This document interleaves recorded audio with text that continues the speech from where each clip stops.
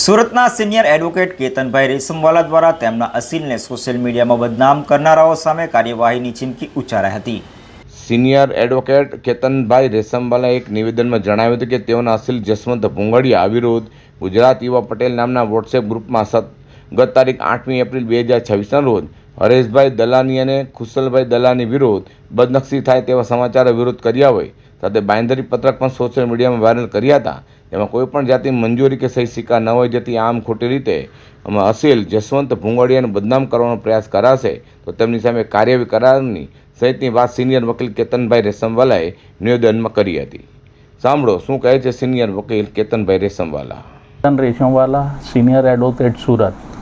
ગઈ તારીખ 8/4/2026ના રોજ એક ગુજરાત યુવા પટેલ ગ્રુપ નામનું વોટ્સઅપ ગ્રુપ છે, એમાં હરેશભાઈ દલાની અને કુશલભાઈ દલાની નાઓએ અમારા અસીલ જસવંતભાઈ ભુંગડિયા વિરુદ્ધ કેટલાક બદનક્ષી તારક સમાચારો પ્રસિદ્ધ કરાવેલા અને એક બાંયધરી પત્રક સોશિયલ મીડિયામાં જાહેર કરેલું। એ બાંયધરી પત્રકમાં અમારા અસીલની સહી નથી, કોઈના ફોટા નથી, એની કોઈ કાયદાકીય વેલ્યુ નથી, એવો એક ડોક્યુમેન્ટ વોટ્સઅપ ગ્રુપમાં એમને ફોરવર્ડ કર્યો અને અમારા અસીલની બદનક્ષી થાય એવા લખાણો લખ્યા, જે બાબતે અમે ગુજરાત સમાચાર દૈનિકમાં આજે જાહેર નોટિસ આપી છે અને સોશિયલ મીડિયાથી હું તમામ સુરત શહેરની જનતાને એવી વિનંતી કરું છું કે આ સમાચારો બદનક્ષીકારક છે, અમારા અસીલની પ્રતિષ્ઠાને ગંભીર નુકસાન પહોંચેલ છે।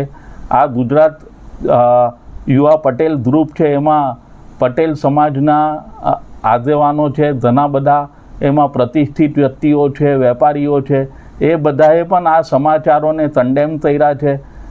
અમે ભવિષ્યમાં આ સમાચારો પ્રસિદ્ધ કરનાર અને જો આ નોટિસ પછી પણ જો કોઈ સમાચારો ફેલાવશે તો એમના વિરુદ્ધ કાયદેસરની કાર્યવાહી કરવાના છે અને હરેશભાઈ અને કુશલભાઈ વિરુદ્ધ મોટી રકમ વળતર તરીકે મેળવવા બદનક્ષી અંગેનો દાવો પણ કરનાર છે। તો આ હકીકત જાહેર કરવા આજરોજ આ સોશિયલ મીડિયાથી પણ હું સુરતની પ્રજાને વિનંતી કરું છું કે આવા ભ્રામક સમાચારો ને પ્રચલિત અથવા તો એનું પ્રસારણ કરશો નહીં।